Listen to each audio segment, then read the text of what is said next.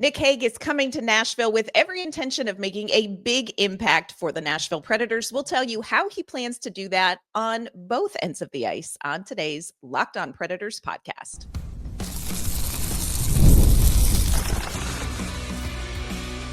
You're Locked On Predators, your daily podcast on the Nashville Predators, part of the Locked On Podcast Network, your team every day. Happy Friday, everybody. Welcome to the Locked On Predators podcast. Thanks for making us your first listen of the day. We are, of course, a part of the Locked On Podcast Network, your team every day. Want to kick off our Friday episode shouting out our Locked On Predators insiders and our everydayers who are tuning in to talk Nashville Predators hockey with us. I'm Ann Kimmel. I am a writer and co-host with Penalty Box Radio, and my friends, I have a partner in crime. You do. I am Emma Lingan, and I'm an NHL reporter and host with the Hockey News.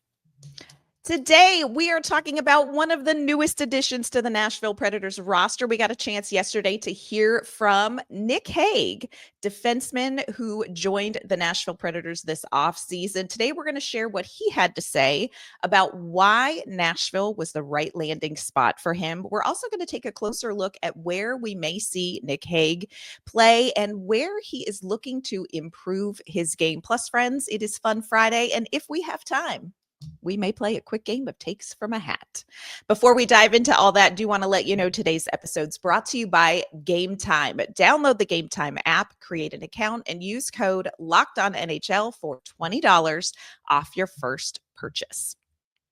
All right, Emma, we're cruising along now, friends. Had a couple restarts on this one, but we're cruising now. And a good topic. I have to tell you, we got a chance to hear from Nick Hague, who is in town. Of course, we know that he was formerly of the Vegas Golden Knights, came here in a trade in which we parted ways with Colton Sissons and Jeremy Lauzon. We're going to put a pin in that and come back and talk about that. But I thought this was a really, really interesting conversation with Nick Hague. Loved hearing from him. We really got a great insight into his perspective. For those of you who are maybe a little bit unfamiliar with Nick Hague, he is the king size candy bar on Halloween. He is 6'6". He is 245 pounds, listed at 245 pounds. Look, those are just estimates. We all don't need exact numbers. It's none of our business. This is a younger defenseman, 26 years old. He was a second-round pick for the Vegas Golden Knights in 2017. Shout out to the Nashville Predators, who are really liking those 2017 Vegas Golden Knight picks, at least for a little while. Do y'all remember Cody Glass? Love Cody Glass. Just love him. Love him. So we're circling back to that draft class from Vegas. Here's what is so interesting, and I think that Predators fans may not know this, but need to know this. Nick Hague, very hot commodity this offseason. Teams that were rumored to be interested in him. The Philadelphia Flyers, man, people were talking about him like they had already printed the jersey. Montreal got in the discussion. Rumors are that Detroit and Pittsburgh really were hoping to get Nick Hague here. So it begs the question for those of us who have lived 84 years and 82 games, what made Nick Hague decide to come to Nashville? What was it about Nashville that made him feel like, you know what? Okay, I'll go there. This is a great trade. This is what he had to say about Nashville. I mean, I've always heard nothing but great things about it here, and talking to the guys too is it just seems like such a great place to live and great place to play, and always a place I loved, visiting to play, and I think it's one of the best buildings, and I was really excited about it when that kind of came to my attention, and I couldn't be happier with how it all turned out. Yeah, I think that's a powerful feeling to have as a team. I also thought it was a fluke, by the way, like not being here, and I think everybody obviously had a lot higher expectations just the summer they had with the free agents and all that, and I will say the year before we won in Vegas, we missed the playoffs, and that didn't sit well with anybody, and we were very hungry. Felt like we had something to prove coming into that next year, and obviously we're able to do that to the full extent. So. That's a powerful feeling in the locker room if everybody can buy in and have something to prove. I think that can take a team a long way. So Nick Hague basically knew he was probably going to go somewhere else. Vegas, of course, I think you didn't have to be Scooby-Doo to know that they were working on something else and needed to, they wanted to move some money around. So people need to know that this is not just a willy-nilly Barry Trotz, oh, is there a defenseman with a pulse pick? Nick Hague, this is a great ad for the Nashville Predators. When you listen to that clip, Emma, just tell me what's your initial takeaway? And then tell me what you got out of it. Initial takeaway, thank you. Thank you. See, maybe people will start to believe us if we say it has to be a fluke, right? Yes. Because now other players are saying it. No one is looking. I mean, and again, even players I've spoken to in other markets are looking at this last season for Nashville just completely befuddled. Like, Yes. what happened? And they're asking me. I'm like, you think I know? We're all trying to figure it out. So it is again validating to hear that from another player like, hey, I don't think last season is who this team is, which is good. But yeah, I think it's good to know that obviously he, like you said, really was kind of the belle of the ball when it comes to defensemen. And not only did he sign, but he extended here. Yes. So it was a or trade and then extended. I mean, that says something, especially in today's market, with the cap going up and how that's affecting contract negotiations and all kinds of things like that. It is saying something for a player to agree to an extension of that length, right off the bat with a team. So, and then, obviously he's got relationship with Jonathan Marchessault already. We know, well, I know you mentioned Cody Glass and how they were from the same draft class. They're actually like best friends. I'm fairly certain Nick Hague was in Cody Glass's wedding and vice Oh, I versa. love that. So So we they, can keep checking up on Cody Glass because you know how I yes. worry. Oh, yes, yes. Cody Glass, who also got a new contract in New Jersey. did. Happy for him. Let's go. So yeah, I think this is good. I feel good about this trade. Yeah. And look, Barry Trotz, we talked about this with Nick Perbix. Barry Trotz was very clear. We need to get bigger and we need to get younger on the blue line. And not just in the we need to be bulky and hit people kind of way. Nick Hague is such a great signing. Obviously, he is a large Luke Schennish in size and stature.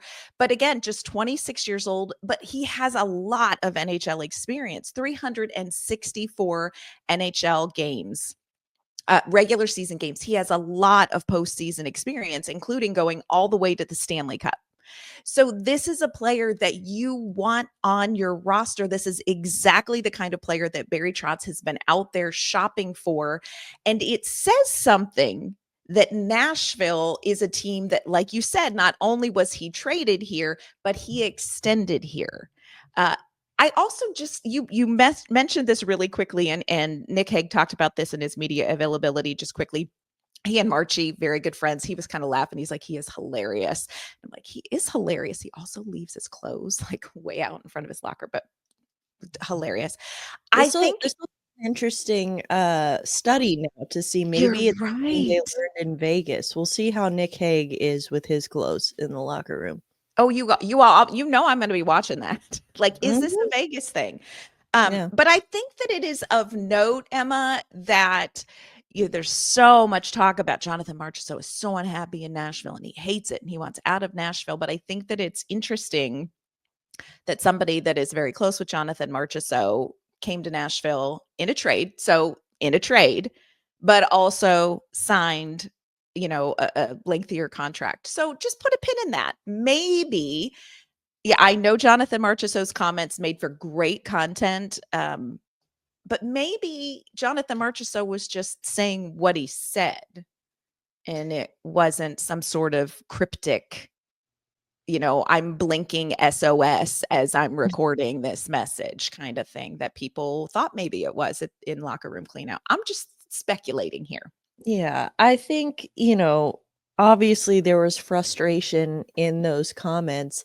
And I think, what it is, that's not to say, oh no, you're imagining that. He wasn't really frustrated. Of course he was. But This is a guy who hates losing. It doesn't mean he hates Nashville. It means he hates losing. And Does.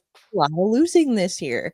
And so I think that that's someone who, again, I think that's great insight from Nick Hague there. Obviously, Marchessault, part of that team as well, missed the playoffs the year before, and then they came back and won the Stanley Cup. Now, I'm not predicting that Nashville's going to win the Stanley Cup. Right. However, I am just saying that they are going to come back with something to prove, because the general consensus here is that last year, that's not who we are.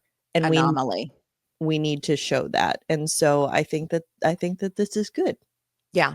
I love that he has had that experience of like, wow, underperformed, missed the playoffs, and he knows what it's going to take to bounce back from that. That's going to be powerful, I think, in the locker room.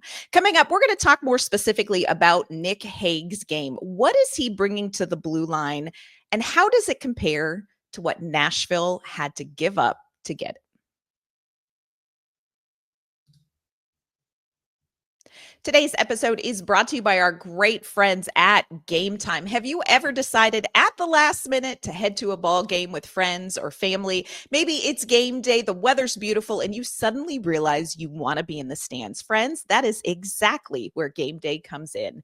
Game day makes buying tickets fast and simple. Prices on the app actually drop the closer you get to first pitch, and they've got incredible last minute deals, clear seat views, and a lowest price guarantee that's going to take the worry out of buying.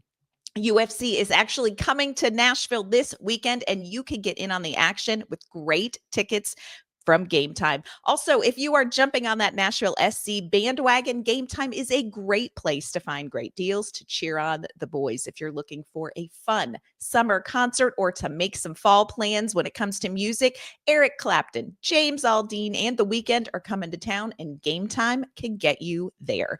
So take the guesswork out of buying tickets with Game Time.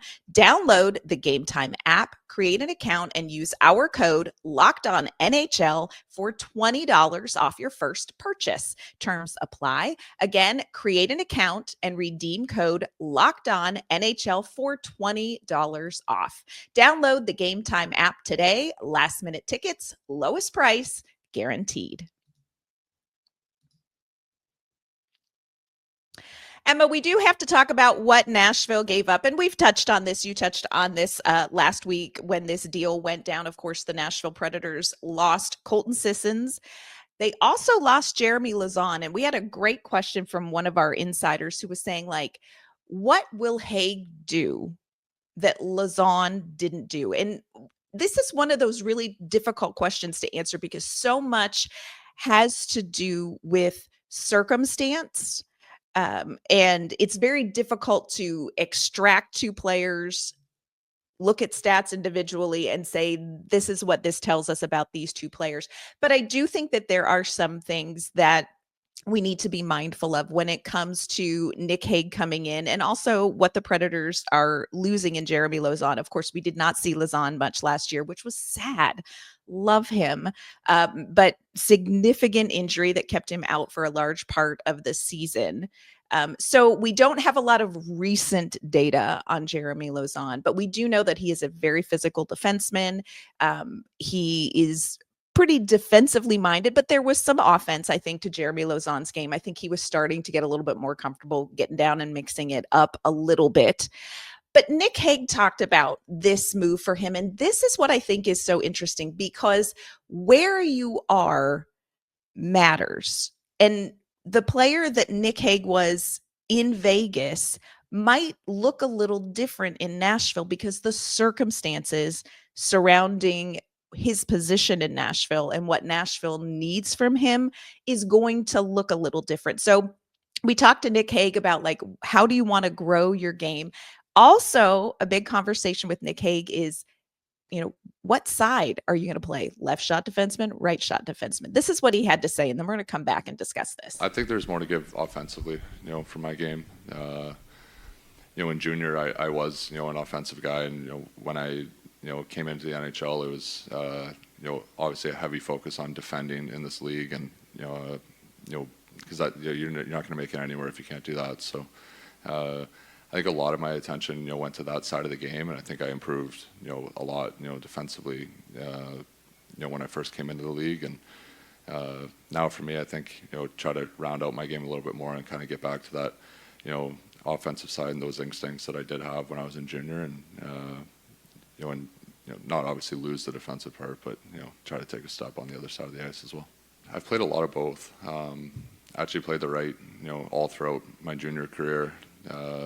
Mostly on the left side in Vegas, but a little bit on the right when they needed me to. But I think being on the right side, it opens me up for my shot more in the O zone, which is my favorite part about it. I'm always kind of I'm in the one-timer position on that side, so it's that part of it comes a little bit easier. But I'm comfortable on both sides, so I'll play wherever coach puts me. I think that's huge. I think that is so huge. I think it's important for Nashville Predators fans to hear that. This is somebody who played right side in juniors, is comfortable switching it up. And if you look at Nick Hague's time in Vegas, he would move kind of up and down the lineup a little bit, pop in here, pop in there. And so I think it will be interesting to see where he lands.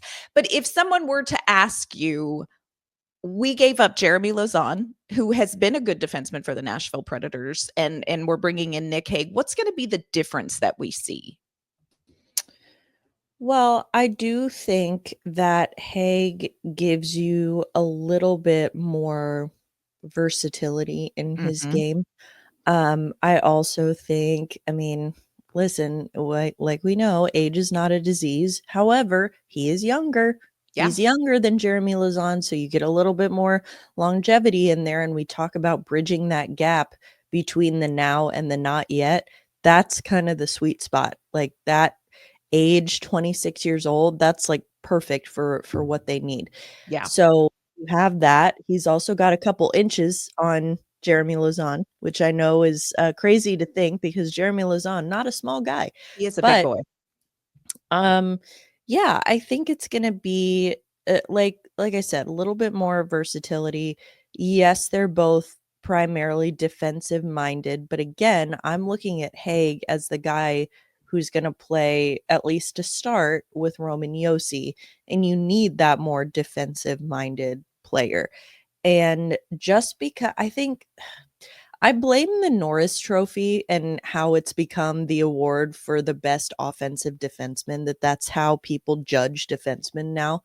And it just because there isn't, that offensive element to his game, or he maybe used to be an offensive guy, but now he isn't. Again, Dante Fabro, perfect example. Yes. Was an offensive guy in college, gets to the NHL, not so much. And now everyone, then everyone hated him. But it's like he was still a really sound defenseman who played with Roman Josi. And so I think that getting that kind of stability in there, it's not a bad thing that he doesn't have the offensive upside to his game. I think it's a good thing, actually. It frees Roman up to go do his thing. Yes. And again, you get some youth, you get some term. I know some people were squawking about the contract. Why are you going to pay that much for a third pairing defenseman? Well, here's the answer. He's not a third pairing defenseman. Yes. You're not paying him to be a third pairing defenseman. First of all, that's going to be interesting. Nashville's got like 7 different guys right now who could theoretically be on the third pair. And Nick Hague, not one of them. He's going to be a top 4 defenseman. So I think that, just because, back to your point, and just because he played a certain role in Vegas does not mean that he's going to play that same role in Nashville. It's all circumstantial. Yeah. And I think that's something to keep an eye on in training camp and as the season starts with both of the additions of Nick Perbix and Nick Hague, because these are players that you may look at and say, oh, great, we added 2 third pairing defensemen. Their opportunities here are not going to be on the third pair. You are going to see them be top 4 defensemen. And that is the growth opportunity for them. And these are players who have stepped into that role at points in time, but there just wasn't a place for them where they were. So again, it's very hard. You can't just pull out and plug and play a player unless it's like a Connor McDavid. You know what I'm saying? So it's going to be really interesting to see how he fits in with the Nashville Predators. But I agree with you. Here is my very brief piece of advice to Andrew Brunette and Barry Trotz. Start talking now about how you want this defense to look. Start talking now and figuring this out, because I do agree that you've got your top 4 defensemen. You know who your top 4 defensemen are going to be, but you have got some sifting to do when it comes to that third pairing, and you're going to want to get the defense as close to right away. So get on that. Coming up, it is Fun Friday. We are going to play a quick game of Takes from a Hat.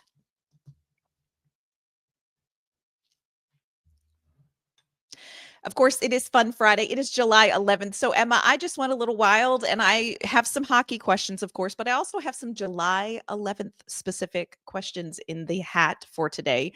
All right, reaching into the not 10-gallon foam hat, Emma, pulling out our first question. Oh, this is a July 11th / hockey question.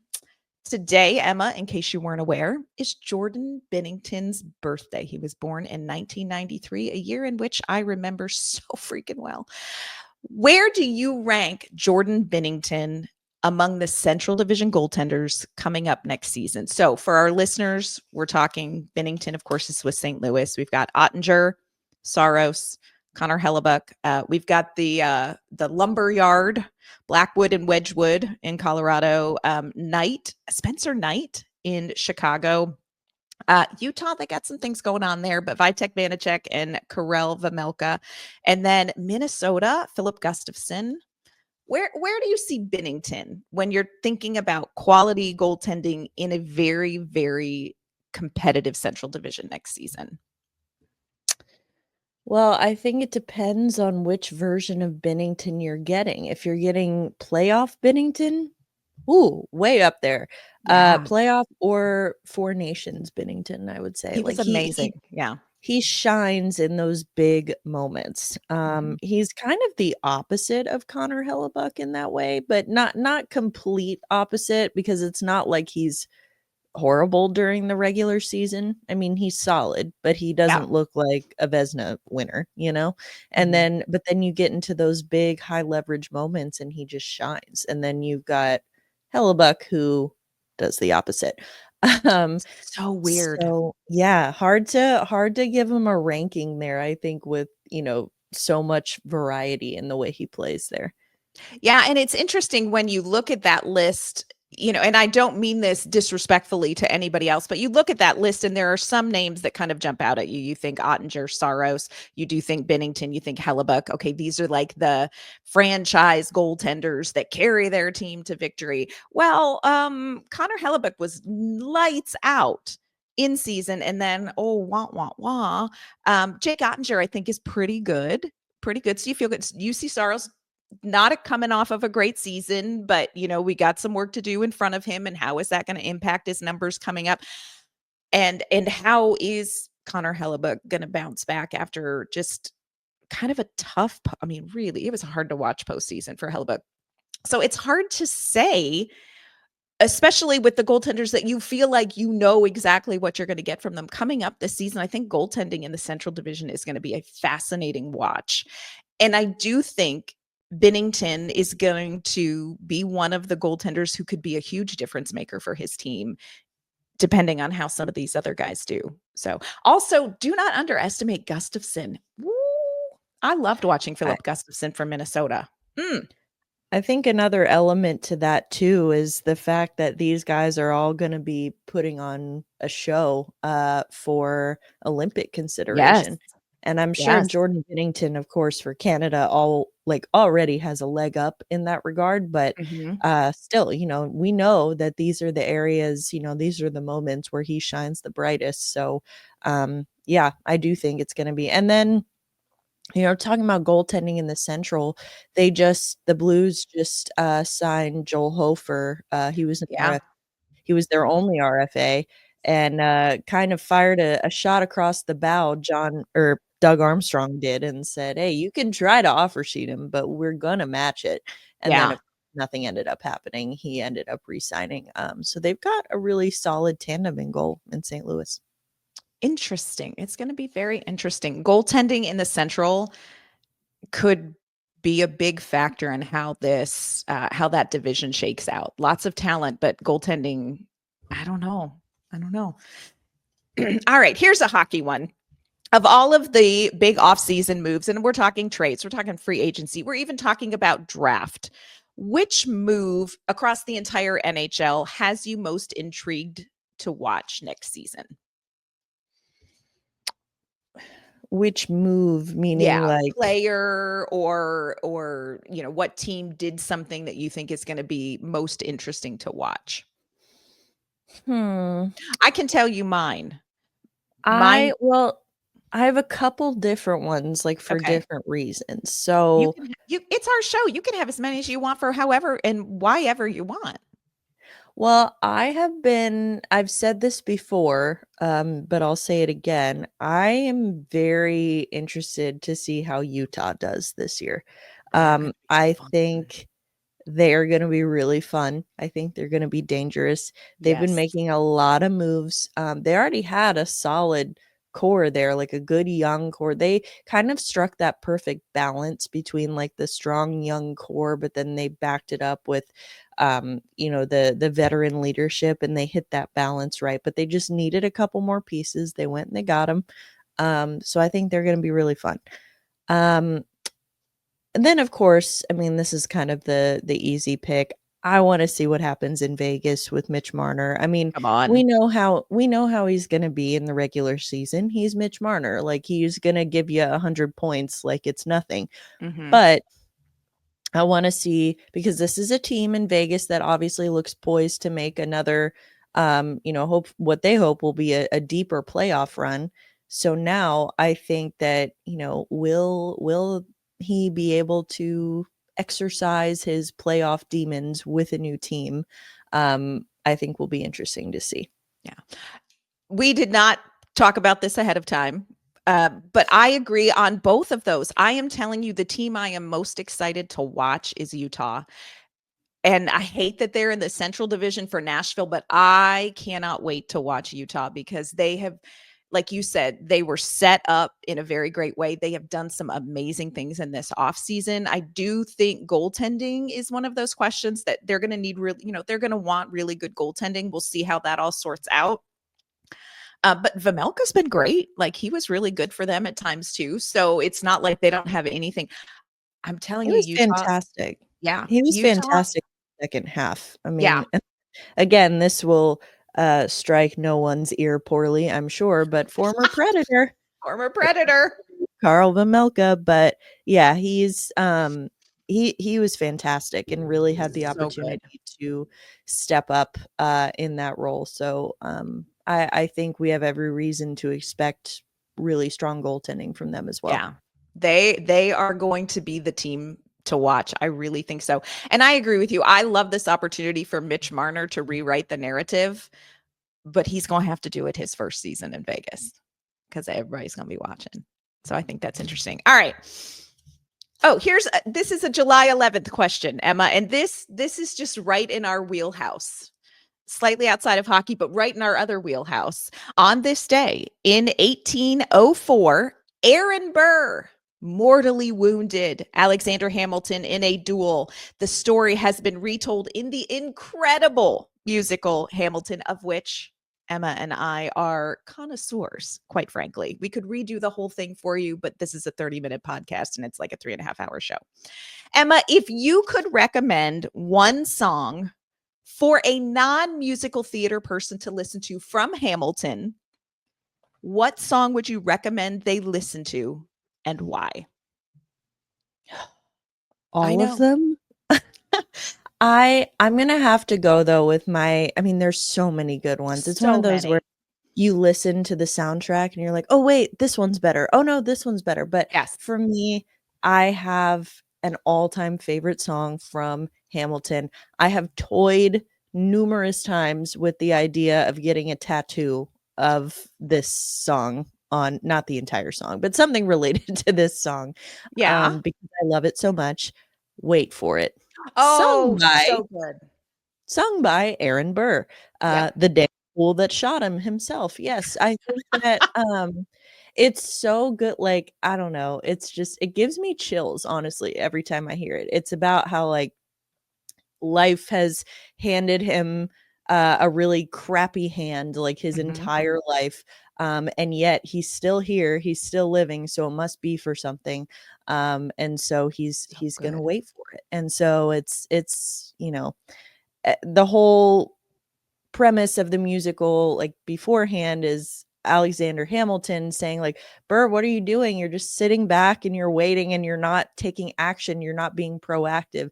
And this was sort of a peek into the mind of Aaron Burr. It's like, no, I'm not just sitting back and being lazy. It's just, I know that I have a purpose and I need to find it. So the chorus, so good. Like, So life good. doesn't discriminate between the sinners and the saints. It takes and it takes and it takes, and we keep living anyway.